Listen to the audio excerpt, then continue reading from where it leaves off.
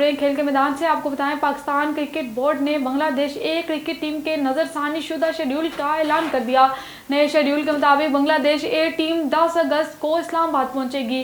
बांग्लादेश ए team Pakistan शहीन्स के खिलाफ 2 4 रोजा और 3 वनडे मैचेस खेलेगी। तमाम मैचेस इस्लामाबाद क्लब में खेले जाएंगे। श्रीलंका ने 27 साल बाद भारत के खिलाफ वनडे सीरीज जीत ली। सीरीज के तीसरे वनडे इंटरनेशनल में श्रीलंका ने भारत को 110 रन से हराकर 3 मैचेस की सीरीज अपने नाम कर ली। कोलंबो में खेले गए आखिरी वनडे मैच में श्रीलंका ने 7 विकेट पर 248 रन बनाए। ओस्कार प्रेंडो 96 रन के साथ नुमाया बल्लेबाज रहे। जवाब में भारतीय टीम 138 रन बनाकर ढेर हो गई।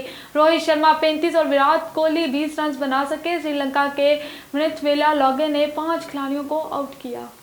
और पाकिस्तानी एथलीट अरशद नदीम ने जुलन थ्रो यूनिट में 2 मरतबा 90 मीटर से जायद तवील थ्रो फेंककर पाकिस्तान के लिए तारीख रकम कर दी। 40 साल बाद अरशद नदीम ने पाकिस्तान को ओलंपिक्स गेम्स में गोल्ड मेडल जितवाया। पाकिस्तानी एथलीट अरशद नदीम ने जुलन थ्रो यूनिट में 2 मरतबा 90 मीटर से जायद तवील थ्रो फेंककर पाकिस्तान के लिए तारीख रकम कर दी। पेरिस ओलंपिक्स में जुलन थ्रो का फाइनल मुकाबला जुमेरात की शब को हुआ। फाइनल मुकाबले के पहले राउंड में पाकिस्तान के अरशद नदीम ने सबसे तवील थ्रो फेंककर आलमी रिकॉर्ड बना दिया। अरशद नदीम की जानिब से 92.97 मीटर की तवील तरीन थ्रो फेंकी गई, जो कि गुज़िश्ता 28 सालों में ओलंपिक्स गेम के ज्यूलन थ्रो फाइनल में फेंकी जाने वाली तवील तरीन थ्रो थी।